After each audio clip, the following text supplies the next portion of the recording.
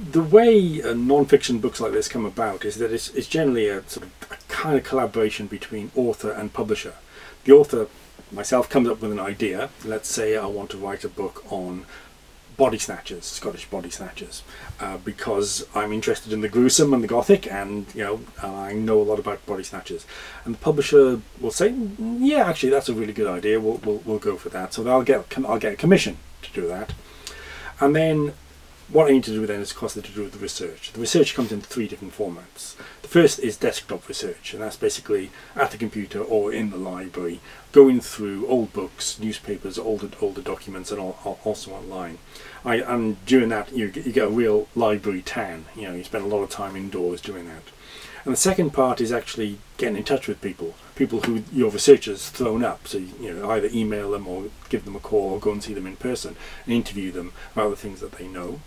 And then the third area is field research. Is actually going and visiting the places, because there's no substitute for actually sort of seeing, as it were, the scene of the crime, to actually understanding the geography, understanding the sort of the environment in the place. So for when I was writing Scottish Body Snatchers, I visited hundreds of graveyards. That's what I did. I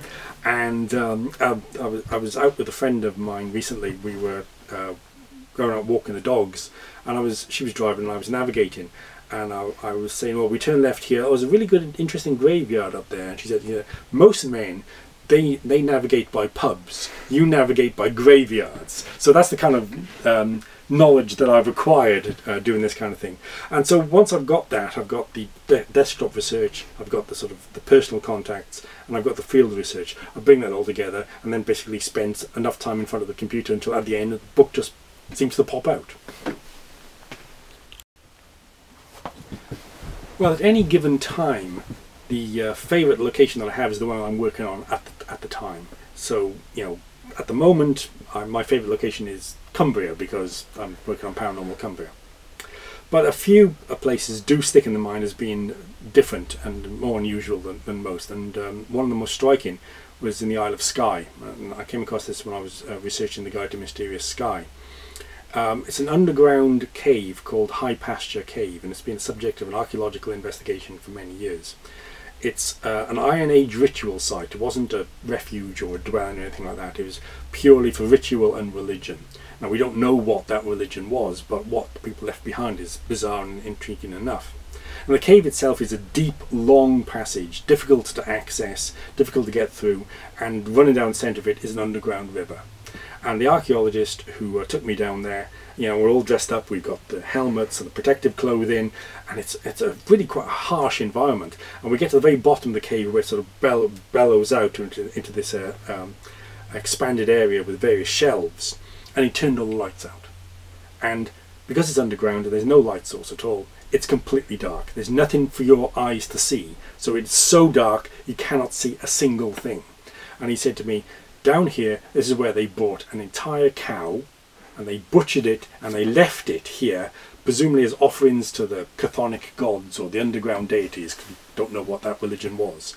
He said, imagine what it was like to come down here, and the only light source would have been a little sort of clay vessel with animal fat in it and a wick, and that was the only light source. And they brought an entire cow down there, and when they abandoned it, they closed it off in a ritual manner, and they buried a high caste woman at the entrance. Presumably she was a princess or priestess, something like that. And they also buried 2 infants right there at the entrance, and then they closed it off and they never used it again. And it's easily one of the most numinous places I've ever been, one of the most powerful environments that I've ever been in. Just the idea that people were struggling down here with these massive offerings to presumably the underground gods. So that was one of my favourite locations. In terms of one of my favourite stories, this one I just love this one. When I was researching the Guide to Mysterious Glasgow, I interviewed a guy who said he'd invented an urban legend. And in this urban legend, a chap goes down into one of the Glasgow underground stations, the subway, and he's caught short, so he goes to the end of the platform and he urinates out of public sight. But because the underground has an electric line, his flow hits the electric line, and according to the story, the electric power came up his flow and vaporized him, leaving just his boots melted to the platform at edge, and you could go and see them. And he'd invented this story in 1967, and he and his friends are then going around all the pubs in the city that they knew, telling each other the story very loudly and telling it to strangers. And within 3 days, someone had told them the story. So they'd invented this story, and I was dead chuffed, because I thought, I've found the source of a story that I'd actually heard in Glasgow. Wonderful.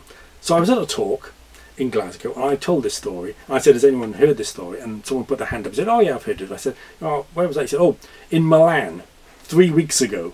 I said, oh, that's interesting, perhaps the Glasgow story. And then someone else said, oh yeah, I heard it in America.